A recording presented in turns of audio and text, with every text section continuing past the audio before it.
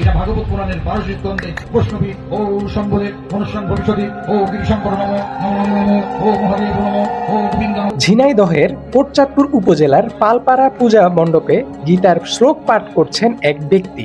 তার গীতা পাঠের সাথেই চারদিক থেকে উলুধ্বনি দিচ্ছে পূজায় আগত হিন্দু সম্প্রদায়ের মা বোনেরা।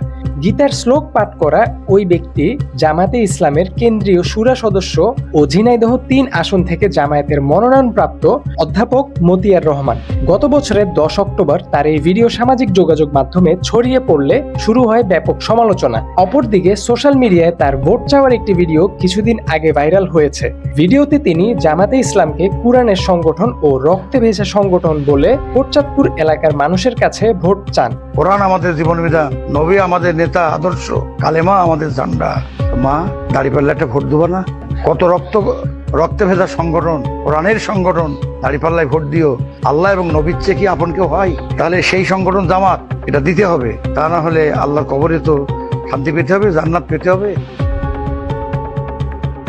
তার এই ভিডিওগুলো নিয়ে নেতিবাচক মন্তব্য আসার পর তিনি আরেকটি ভিডিও বার্তায় বলেন, এসব ভিডিও নিয়ে ভুল বোঝানোর চেষ্টা হচ্ছে, এর কোনো সুযোগ নেই। আমার বক্তব্যের খণ্ডিত অংশ প্রচার করে বিশেষ রাজনৈতিক মহল জনগণকে বিভ্রান্ত করছে।